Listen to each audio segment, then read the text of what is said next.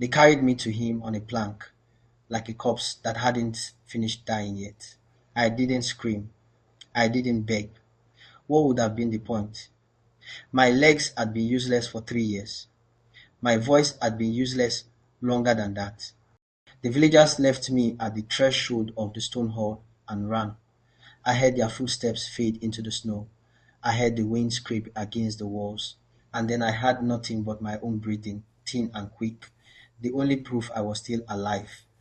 When he finally appeared, I expected hunger. I expected cruelty. I expected the end. But he looked at my face and his expression broke.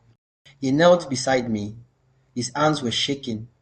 His voice, when it came, was barely a whisper, rough and strange, as if he'd forgotten how to form the word. Mother, I should have told him the truth right then. I didn't. I hadn't spoken my son's name aloud in 30 years.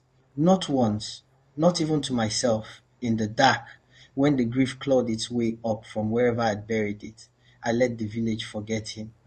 I let myself become the crippled woman in the back room, the one they fed out of pity and offered up out of convenience. It was easier that way, easier than remembering what I had done. But he remembered me. Somehow, impossibly, after all this time, after everything they said he'd become, he knew my face. I should have been relieved. I should have wept. Instead, I felt the old terror come flooding back, the same sick weight I'd carried the day I left him behind. Because if he knew me, it meant some part of him was still in there, still human, still mine. And I wasn't sure I could survive that. The villagers had told me what he was: a plague on the valley, a creature who took without mercy, who left nothing but emptiness behind. They said he didn't speak anymore, didn't think, didn't feel. They said it would be quick. They were wrong. He was looking at me the way a child looks at his mother when he's lost in a crowd, desperate, confused, as if I held all the answers, as if I could make sense of what he'd become. I wanted to tell him I couldn't, that I'd failed him once already, in the worst way a mother can fail, that I had no right to his forgiveness and even less to his hope. But I didn't see any of that. I just lay there on the cold stone, paralyzed in more ways than one, and let him believe I was someone worth saving. That was my first mistake. The second was deciding to stay. I used to think of myself as someone who endured things, not bravely, not gracefully, but I endured. When my husband died in the war, I endured. When the fever took my mobility and left me dependent on neighbors who grew to resent me, I endured. When the village council decided I was the logical choice for sacrifice, too old to marry off, too weak to walk, too expensive to keep feeding, I endured that too. I told myself it was strength, a kind of quiet dignity, the ability to accept what couldn't be changed. But that's not what it was. It was cowardice, dressed up as resignation, a long, slow process of stopping before I could be stopped, of choosing numbness before grief could choose me. I know that now. I didn't know it then, 30 years ago, when the plague came through our village like a threshing wind. I didn't know it when I stood outside the quarantine house and heard my son coughing inside, his voice growing weaker with each hour. I didn't know it when I turned away. I told myself he was already dead, that going in would only mean dying beside him, that I had to survive, because what else was there? I survived. He didn't. Or so I thought. I'm telling you this because I need you to understand I am not a good woman. I'm not even a particularly honest one. I have spent 3 decades convincing myself that I made the only choice I could, that grief absolved me, that time had softened the edges of what I did. But when he knelt beside me in that stone hall and called me mother, every lie I'd built came crashing down. Because he should have hated me. He should have torn me apart. He had every right. Instead, he looked at me like I was the answer to a question he'd been asking for longer than I could imagine. And I realized the worst part. I didn't recognize him. Not his face, not his voice, not the way he moved or the shape of his hands or the color of his eyes. 30 years, and I couldn't even remember what my own son looked like. But he remembered me. That's the part I can't forgive. He didn't touch me at first. He just knelt there beside the plant they'd left me on, staring at my face as if he were trying to solve something. His breathing was uneven, shallow, almost panicked. I should have been afraid. Every instinct I had left should have screamed at me to look away, to close my eyes, to prepare for the end. But I didn't. I couldn't. Because the expression on his face wasn't hunger. It was grief. He reached out slowly, and I watched his hand over above mine. His fingers were trembling. For a long moment, he didn't move. Then, carefully, so carefully, it made my chest ache. It touched the back of my hand. The skin was cold, not the cold of winter or stone, something deeper, something absent. And the moment his fingers met mine, I felt it. A pull, a kind of recognition that wasn't memory, wasn't thought. It bypassed everything rational and went straight to the part of me I'd buried when I walked away from the quarantine house. The part that knew the shape of a child's hand, the weight of it, the particular way he used to hold on when he was frightened. I should have pulled away. Instead, I let him hold my hand. He closed his eyes, and I saw his expression shift, confusion giving way to something raw and desperate. His lips moved, forming words I couldn't hear, and then he whispered it again, louder this time, as if saying it might make it true. Mother, I opened my mouth to tell him he was wrong, that I wasn't who he thought I was, that I couldn't be, but the lie wouldn't come, because I recognized him too, not his face, not his voice, but the way he held my hand, the specific pressure of his fingers, the angle of his grip. It was exactly the same as it had been 30 years ago when he was small and afraid, and mine. Something inside me cracked open. I started to cry. Not loudly, not dramatically, just silent, helpless tears that I couldn't stop and didn't try to. He looked at me, and for the first time since I'd been brought here, I saw clarity in his eyes, real awareness. He recognized my grief the way I would recognize his touch. And that's when I understood. He wasn't going to kill me. He was going to keep me. I don't know how long we stayed like that, him kneeling, me weeping, both of us holding on as if the other might disappear. But eventually, he lifted me, plank and all. His strength was inhuman, effortless, but his hands were gentle. He carried me deeper into the hall, away from the door, away from the cold, away from any chance of escape. I should have fought, should have screamed, should have demanded he let me go, but I didn't. Because part of me, the part I hated most, didn't want him to. He placed me in a room with a hearth and a bed built low to the ground. I didn't ask why, I didn't ask anything. I just watched as he arranged the blankets with an odd mechanical precision, as if he were following instructions he couldn't quite remember. When he was satisfied, he left without a word. I lay there in the silence and tried to understand what had just happened. The room was cold but not freezing. There were tapestries on the walls, faded and moth-eaten, depicting scenes I didn't recognize. Haunts, maybe. Feasts, families. All of it felt distant and wrong, like looking at someone else's life through dirty glass. I waited for him to come back. He didn't, not that night, not the next day. By the third morning, I was thirsty enough that fear became secondary to need. I called out, my voice, hoarse and unfamiliar, in the empty hall. No response. I tried again, louder. Nothing. That's when I realized he might not come back at all. I dragged myself off the bed, using my arms, the way I'd learned to do in the years since the fever. My legs were useless weight. The stone floor was brutal and cold. I made it to the doorway and looked out into the corridor. Empty.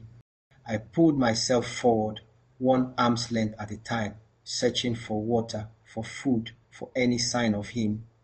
The hall stretched longer than it should have. Doors lined the walls, most of them closed. I tried one, locked. Another, empty except for dust and broken furniture. In the third room, I found his collection. It covered an entire wall, shelves stacked with objects that had no coherent order: a child's wooden horse, a woman's comb, a soldier's badge, letters tied with string, a wedding ring, a doll with no face. Each item placed carefully, deliberately, as if it mattered. I didn't understand, not until I saw the shawl.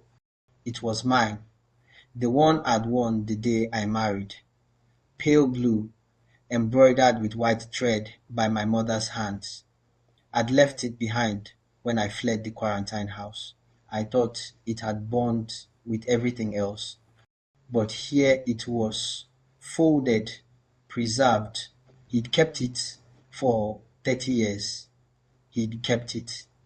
I reached out to touch it and stopped, because next to the shawl was something else. A small leather pouch, the kind used for carrying coin. I recognized the stitching. My husband had made it for our son when he turned 7. I opened it.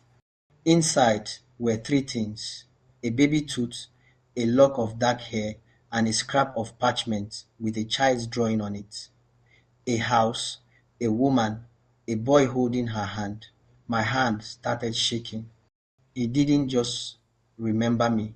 He'd been trying to rebuild me, piece by piece, object by object, like a puzzle he couldn't solve but refused to abandon. I don't know how long I sat there staring at that collection. Long enough that the light through the narrow window shifted, long enough that I didn't hear him return. When I finally looked up, he was standing in the doorway. He looked worse than before, thinner. His skin had a grayish tint, and his hands were trembling again. He stared at me, then at the objects I'd disturbed, and his expression collapsed into something like shame. He turned to leave. "Wait," I said. He stopped but didn't look at me. "How long?" I swallowed. "How long have you been collecting this?" He didn't answer. Maybe he couldn't. Maybe he didn't know. I thought about the villagers' stories, about the people who disappeared, the homes left empty, the lives erased. I thought about the objects on the shelves, and I understood. He wasn't just taking blood, he was taking pieces, fragments of the people he fed on, memories, maybe, or identity. Something that let him hold on to the shape of being human, even as it slipped further and further away. Every object in this room was a life he'd consumed, and he kept them because he didn't want to forget, but he was forgetting anyway. I could see it in the way he moved, the way he struggled to form words, the way he looked at me, recognition flickering in and out like a candle in the wind. He was dying, slowly, from the inside out, and the only thing keeping him alive was the very act that was erasing him. I should have been horrified. Instead, I heard myself say, "Come here." He hesitated. "Please." He crossed the room and knelt beside me, the same way he had that first night. I reached out and took his hand. It was colder than before. The trembling had gotten worse. "When did you last eat?" I asked. He looked at me with those hollow, desperate eyes, and I realized he'd stopped. He'd stopped because of me. I asked him to show me the rest of the hall. I told myself it was practical, that I needed to understand the space, to know where things were if I was going to survive here. But that wasn't why I wanted to see what he'd been doing all these years. I wanted proof that he was the monster he said he was. He carried me through corridors I hadn't known existed, room after room, each one filled with more objects, more fragments. A kitchen with rusted pots and pans arranged by size. A study with books stacked in careful towers, their spines facing out, though I doubted he could read them anymore. A child's bedroom, untouched, the bed still made, and then he brought me to the chapel. It was small, cold. The windows had been covered with cloth, blocking out what little light might have entered. But even in the dim glow of the candle he'd lit, I could see what filled the space. Markers, dozens of them, maybe hundreds, carved into the stone floor with meticulous care. Names, I realized, dates, some with symbols I didn't recognize. All of them arranged in rows, like graves without bodies. He set me down gently near the entrance and stepped back, watching my face. I stared at the markers and felt something cold settle in my chest. These are the people you killed, I said. He didn't react, didn't confirm or deny. He just stood there, waiting. I counted the rows, tried to calculate how many lives this represented. 30 years, maybe more. An entire generation. And then I saw it. At the far end of the chapel, separated from the others, was a marker that looked different, newer.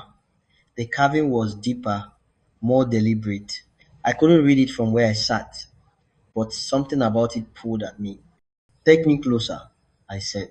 He hesitated. Please. He lifted me again and carried me to the marker, set me down in front of it.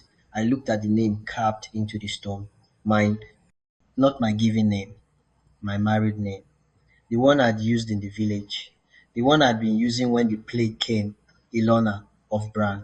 Below it, a date, the year the quarantine house burned, the year I'd left him. My throat closed. He thought I was dead, I whispered. He knelt beside the marker, his hand resting on the stone as if it were something sacred. And I understood. He hadn't been hunting randomly, he'd been searching. For 30 years, he'd been consuming lives, taking their memories, their identities, hoping that somewhere in the fragments he absorbed, he'd find me, that one of them would know where I'd gone, what had happened to me. He'd carved my name here because he thought he'd failed, because he thought I was lost. Every person he'd killed looking for me. I felt the weight of it settle over me like a shroud. All those names, all those lives, because I'd survived, because I'd walked away and let him believe I was gone. If I'd stayed, if I'd gone into that house, if I'd held him while the fever took him, none of this would have happened. He would have died human. They would have lived. I looked at him, kneeling beside my grave marker, and saw the truth I'd been avoiding since the moment he called me mother. He wasn't the monster. I was. I was the thing that had broken him, the absence that had hollowed him out, the loss that had turned him into something that consumed and still stayed empty. And now that he'd found me, now that he'd stopped hunting, he was dying.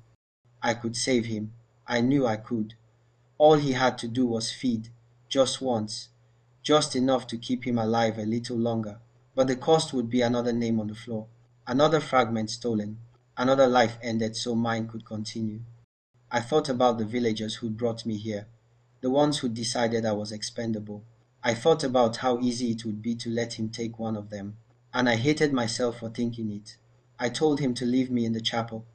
I needed time to think, time to breathe, time to convince myself that there was still a way out of this that didn't end in blood.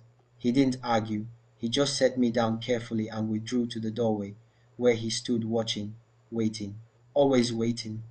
I sat there among the names and tried to think clearly. The villagers would come back eventually. Not to rescue me, they'd made it clear I was expendable, but to confirm I was dead, to make sure the threat was gone. When they found me alive, they'd kill us both. Him because of what he was, me because I'd failed to stop him. I had maybe days, maybe less. I needed a plan. The obvious answer was to leave, to convince him to carry me back to the village, to let me go. But I knew what would happen if I did that. He'd weaken, he'd fade. Without me, he'd have no reason to hold on. He'd go back to hunting, searching, consuming, more names on the floor, more lives erased. Or he'd simply stop, let himself decay, die alone in this hall surrounded by fragments of people he couldn't remember. Neither option felt like saving him. Neither option felt like anything but failure. I looked at the marker with my name on it and thought about the woman I used to be, the one who'd walked away from the quarantine house, the one who'd chosen survival over grief, numbness over guilt. She would have known what to do. She would have left. But I wasn't her anymore.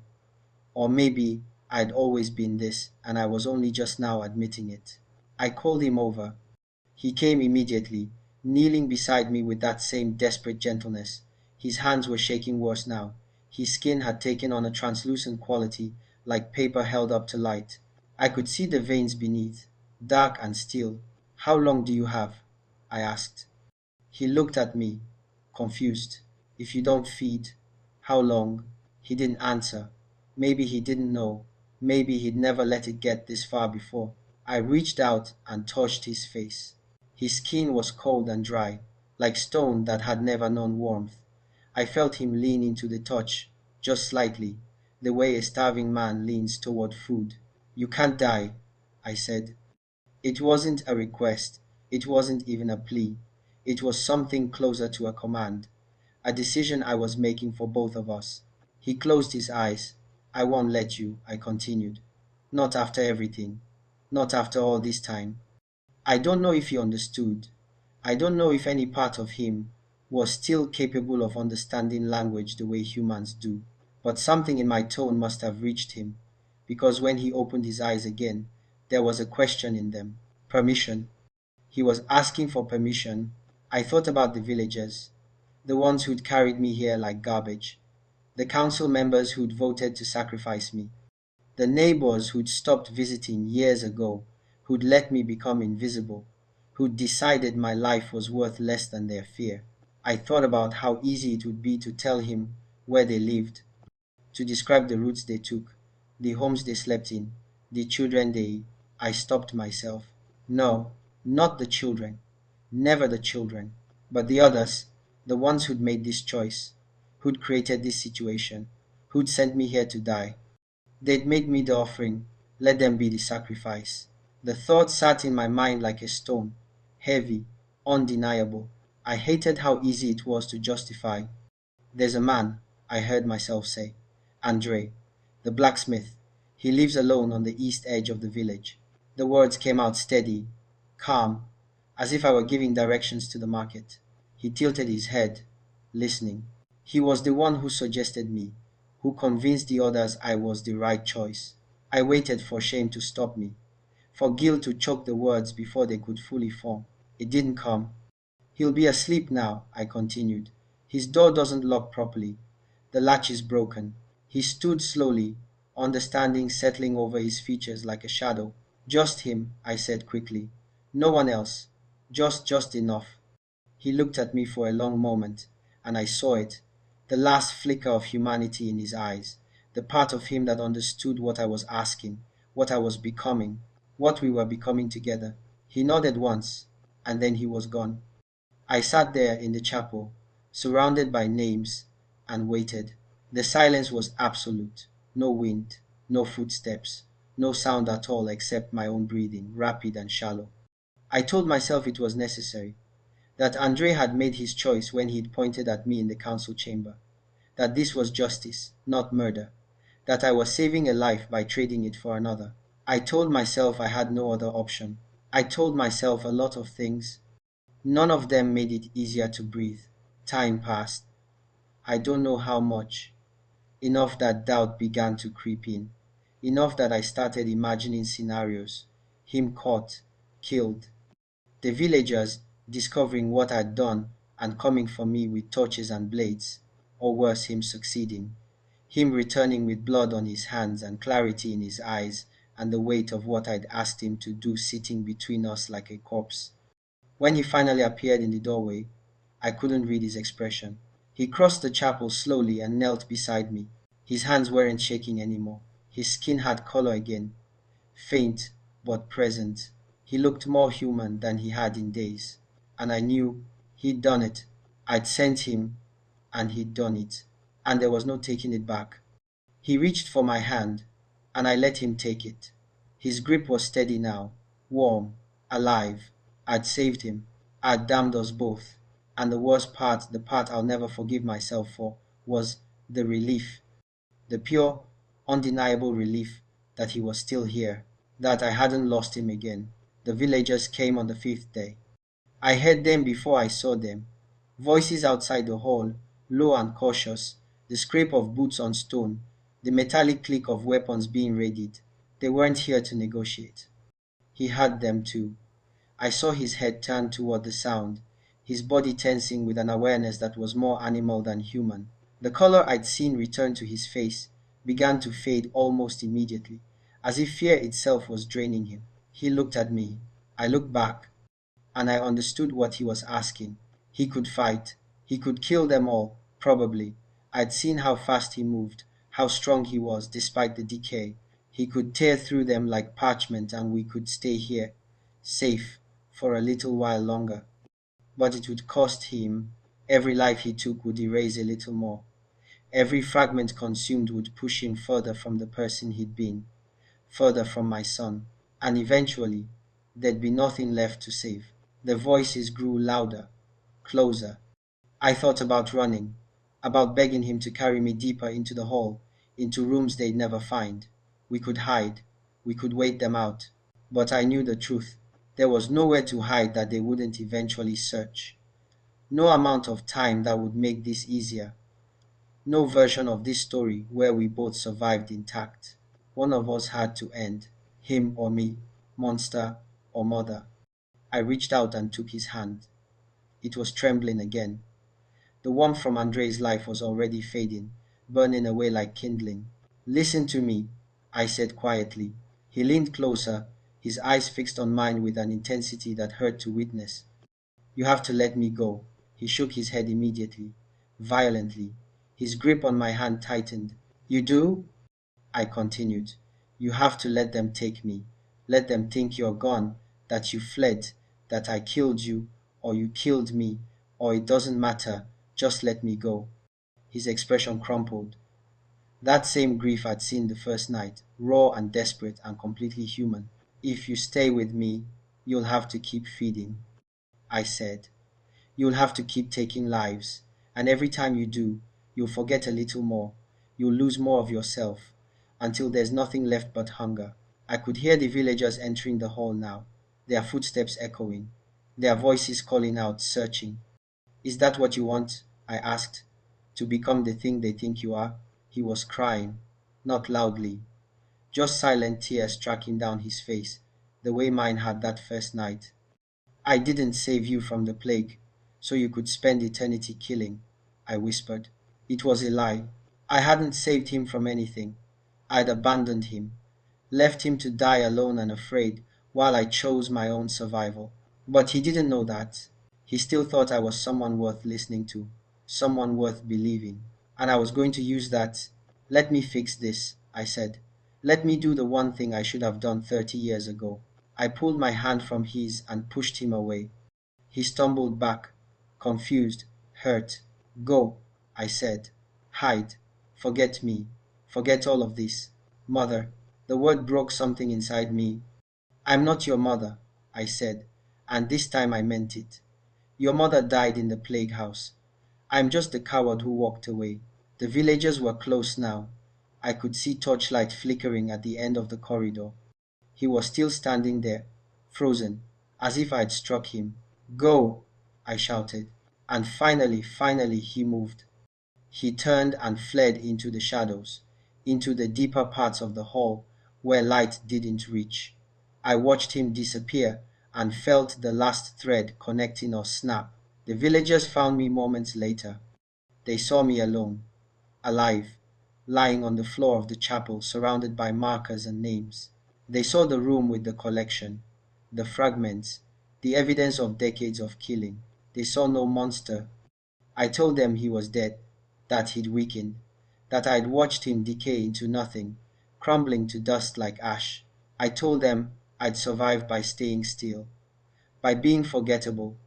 They believed me because they wanted to. because it was easier than admitting they'd sent me here to die and I'd lived anyway. They carried me back to the village like a miracle, like proof of God's mercy. I let them believe it. And in the night that followed, when I lay awake in my small room, I told myself I'd done the right thing, that I'd saved him, that letting him go was the kindest choice. But I knew the truth. I'd abandoned him again, and this time I'd made sure he'd remember it. The village honored me for a season, then they forgot. It's what people do, what I do. We survive the crisis, we bury the dead, and then we move on because staying in the grief will kill us just as surely as any monster. I went back to being the woman in the back room, the cripple they fed out of pity, the burden they tolerated because it was easier than letting me starve. Nothing changed, except everything had. I dream about him sometimes. Not the creature in the hall, but the boy he was before the plague. Small hands, bright eyes, the way he used to hold on to my skirt when he was frightened. I wake up and can't remember his face, just like he couldn't remember mine. I tell myself he's gone, that he fled deep enough into the mountains that he'll never find his way back, that he'll fade slowly, forgetting even the memory of forgetting, until there's nothing left but instinct and hunger. I tell myself it's better that way, kinder, but sometimes, late at night when the village is quiet, I feel him out there, not physically, not in any way I could explain, just a presence, a weight, the same way a mother knows when her child is in danger, even when they are out of sight. He's still looking for me, still searching. And part of me, the worst part, the part I can never forgive, wants him to find me, wants him to come back so I can see his face one more time, so I can hold his hand and tell him I'm sorry, so I can undo 30 years of cowardice with a single moment of truth.